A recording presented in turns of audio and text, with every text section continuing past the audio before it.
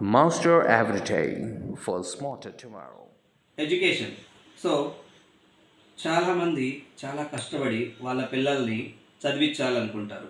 So మనం బతికినట్టుగా మన పిల్లలు బతకద్దు, వాళ్ళు ఇంకా ఉన్నత స్థాయిలో బతకాలి, వాళ్ళు చాలా మంచిగా చదువుకొని మంచి పొజిషన్కి వెళ్ళాలి అని చాలామంది అనుకుంటారు. చాలా మంచి ఆలోచన ఇది. ప్రతి ఒక్కరూ వాళ్ళ వాళ్ళ పిల్లలు బాగా చదివించాలని అనుకుంటారు. సో ఈ చదివించాలి అనేటువంటి ఒక ఏదైతే కోరిక ఉందో, ఈ గోల్ ఏదైతే ఉందో, దీన్ని అచీవ్ చేయడానికి చాలా అమౌంట్ కూడా అవసరం అవుతుంది. సో ఈ గోల్ని మనం అచీవ్ చేసుకోవడానికి మనం ఫస్ట్ నుంచి కొద్ది కొద్దిగా అమౌంట్ పిల్లల యొక్క హయ్యర్ ఎడ్యుకేషన్ కోసం దాచుతూ ఉంటాం. సో దీనికోసం దాచడం చాలా మంచిది, చాలా అవసరం కూడా. ప్రతి ఒక్కరూ ఈ రోజు నుంచే మీ పిల్లలు నేనేమంటానంటే మీ పిల్లలు పుట్టినప్పటి నుంచే మీ పిల్లల హయ్యర్ ఎడ్యుకేషన్ కోసం అమౌంట్ దాచుకోవడం చాలా చాలా అవసరం. తర్వాత ఇంకోటి ఏంటంటే చాలామంది హయ్యర్ ఎడ్యుకేషన్ కోసం కొద్దిగా మన అమౌంట్ పెట్టుకోవాలి, కొద్దిగా లోన్ కూడా తీసుకోవాలి. లోన్ తీసుకోవడం కూడా చాలా చాలా అవసరం. ఎందుకోసం అంటే మన పిల్లలు ఎవరైతే ఉన్నారో వాళ్ళ పేరు మీద లోన్ ఇస్తారు. Education loan is given not on the parents, but the education loan is given on the children. ఎప్పుడైతే పిల్లలు ఆ వయసులోనే తన యొక్క పేరు మీద లోన్ తీసుకుంటాడో, తను సైన్ చేస్తాడో, తనకు అర్థమవుతుంది, ఓకే నా పేరు మీద నాకు అప్పు ఇచ్చారు బ్యాంకు, సో నేను దీన్ని అట్ ఎనీ కాస్ట్ దీన్ని నేను కట్టాలి.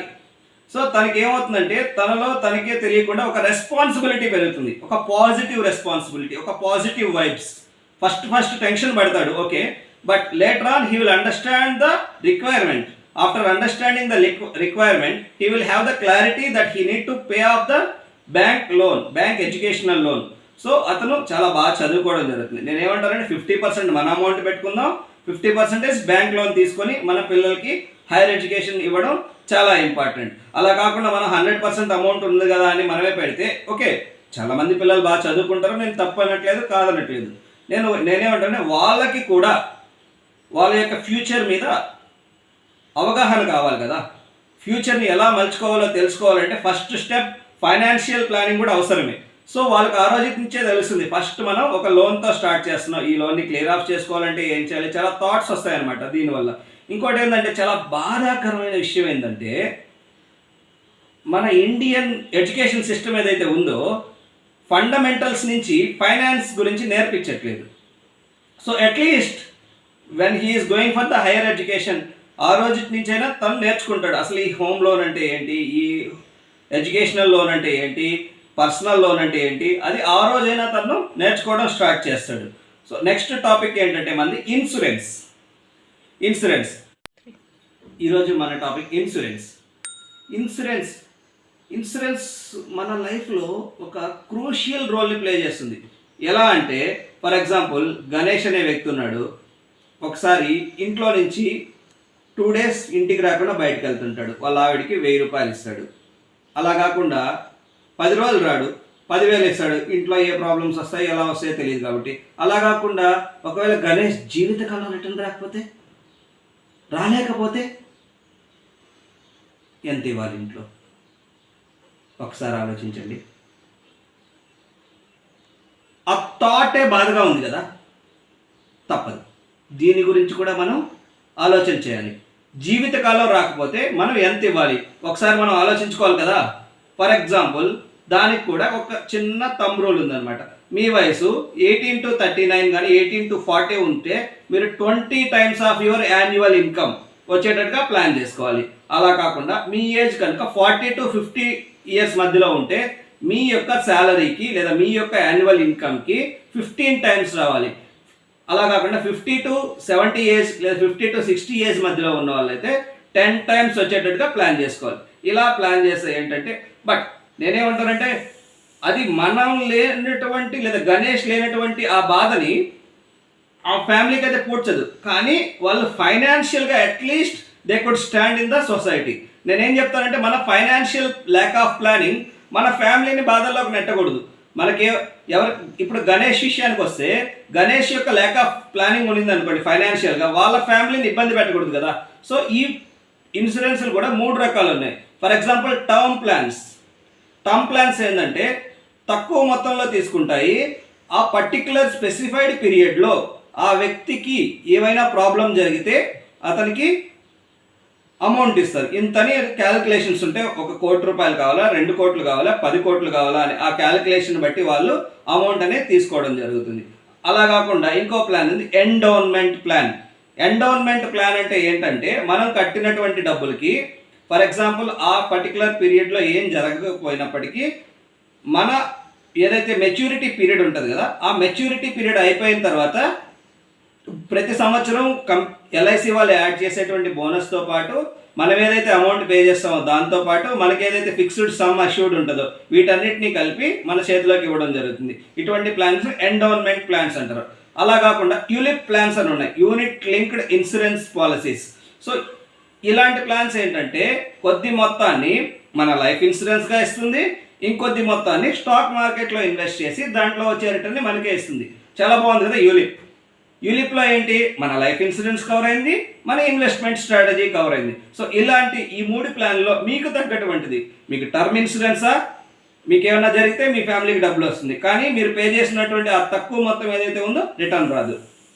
ఎండోన్మెంట్ ప్లానా, no investment in stock market, it only for life insurance purpose. అలా కాకుండా యూలిప్ ఉంది, ఇది కొద్ది మొత్తాన్ని మీకు ఇన్సూరెన్స్గా ప్రొవైడ్ చేస్తుంది, కొద్ది మొత్తాన్ని స్టాక్ మార్కెట్లో ఇన్వెస్ట్ చేసి లైక్ మ్యూచువల్ ఫండ్స్ అనుకోండి. ULIP is nothing but simply speaking insurance company plus mutual funds. It is nothing but ULIP.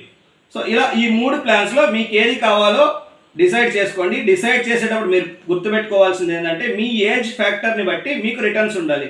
18 to 39 ఉంటే 20 టైమ్స్, అలా కాకుండా 40 to 50 ఉంటే 15 టైమ్స్, 50 to 60 ఉంటే 10 టైమ్స్. ఈ రిటర్న్ వచ్చేటువంటి విధంగా మీరు ఎప్పుడైతే ప్లాన్ చేసుకుంటారో మీ ఫ్యామిలీకి ఇబ్బంది లేకుండా ఉంటుందన్నమాట. Next cash availability. Next topic cash availability. Reserve amount ఎంత ఉండాలి మన దగ్గర. ఫర్ ఎగ్జాంపుల్ మనకి ఏదైనటువంటి ప్రాబ్లమ్స్ వచ్చినా, లేకపోతే హెల్త్ ఇష్యూస్ వచ్చినా, లేకపోతే ఏదైనా ఎమర్జెన్సీస్ వచ్చినా వీటన్నిటిని ట్యాకల్ చేయడానికి క్యాష్ అవైలబిలిటీ ఉండాలి కదా. సో ఈ క్యాష్ అవైలబిలిటీని మెయింటైన్ చేయడం కూడా ఒక పద్ధతి అనమాట, క్యాష్ అవైలబిలిటీ. సో చాలా ఇళ్లలో చూస్తుంటాం, డబ్బులు కావాలి 50,000 1,00,000 అన్నప్పుడు ₹1 కూడా దొరకదు. సో అన్నీ ఫిక్స్డ్ డిపాజిట్ చేసేసాం, లేకపోతే ఇలా చేసేసాం, అలా చేసేసాం, లేకపోతే గోల్డ్ కొనేసాం, అది కొనేసాం, ఇది కొనేసాం అంటారు. అప్పుడు ఉంటుంటారు గోల్డ్ లోన్ తెచ్చుకుంటారు. నేనేమంటానంటే క్యాష్ అవైలబిలిటీ అనేది కూడా ఒక ఫైనాన్షియల్ ప్లానింగ్లో ఒక బేసిక్ పార్ట్.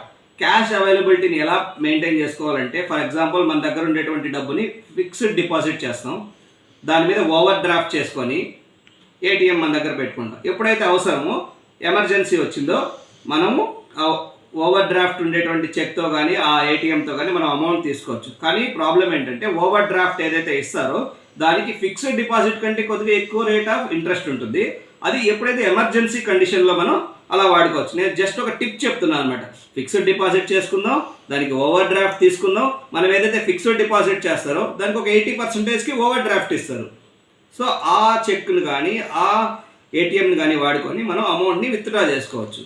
ఎప్పుడైతే ఎమర్జెన్సీ సిచ్యువేషన్లో ఈ వాడుకొని మనం క్యాష్ అవైలబిలిటీ లేకపోయినప్పటికీను లేదా క్యాష్ అవైలబిలిటీ మెయింటైన్ చేయలేనటువంటి సిచ్యువేషన్లో మనం యూస్ చేసుకోవచ్చు. కానీ ఈ క్యాష్ అవైలబిలిటీలో ముఖ్యంగా ముందుకు వచ్చేది ఏంటంటే ఎమర్జెన్సీ ఫండ్. నేను మీకు ఇంతకుముందే చెప్పాను కదా, ఎవరైతే ప్రైవేట్ ఎంప్లాయీస్ ఉంటారో వాళ్ళు 6 months యొక్క శాలరీని ఎత్తిపెట్టుకోవాలి. అదే గవర్నమెంట్ ఎంప్లాయీస్ అయితే 3 months యొక్క శాలరీని ఎత్తిపెట్టుకోవాలి. ఇలా మెయింటైన్ చేసుకుంటే ఎమర్జెన్సీ సిచ్యువేషన్స్ని ఈజీగా హ్యాండిల్ చేసుకోవచ్చు. నెక్స్ట్ మన టాపిక్ బడ్జెటింగ్. సో ప్రతి నెల మనకు వచ్చేటువంటి శాలరీని ఒక దగ్గర రాసుకొని దాంట్లో ఎంత ఎక్స్పెండిచర్ చేస్తున్నాము, రియల్ ఎక్స్పెండిచర్ ఏంటి, దీన్ని ఎలా తగ్గించుకోవాలి. రియల్గా ఈ ఎక్స్పెండిచర్ మనకు అవసరమేనా, ఒకవేళ అవసరం లేదా, కొన్ని ఎక్స్పెండిచర్స్ ఉంటాయి, అనవసరమైన ఖర్చులు ఉంటాయి, ఖచ్చితంగా ఉంటాయి. సో నేను అలా అని చెప్పేసి నోరు కట్టుకొని లేకపోతే ట్రిప్స్కి వెళ్ళకుండా ఉండమని నేను అనట్లే. నేను ఏమంటానంటే ప్లాన్డ్గా చేసుకోండి. ఏది చేసినా ఒక ప్లాన్గా ఉంటే మన ఫైనాన్షియల్ గోల్ని ఈజీగా అచీవ్ చేసుకోవచ్చు. ఈ బడ్జెటింగ్ గురించి నెక్స్ట్ సెషన్లో పెడతాను. నెక్స్ట్ సెషన్లో వెరీ క్లియర్గా బడ్జెట్ ఎలా చేసుకోవాలి, ప్రోస్ ఏంటి, కాన్స్ ఏంటి, బడ్జెట్ చేసుకోవడం వల్ల ఉండేటువంటి ఉపయోగాలు ఏంటి, బడ్జెటింగ్ ఎలా వేసుకోవాలి, దానికి సంబంధించిన ఈ రోజుల్లో యాప్స్ కూడా వచ్చేసాయి. ఆ యాప్స్ గురించి మీకు ఎక్స్ప్లెయిన్ చేయడం జరుగుతుంది. Thank you everyone for watching master everyday for smarter tomorrow. Please like, share and subscribe my channel. ఇది మనందరికీ ఉపయోగపడేటువంటి ఛానల్. Thank you.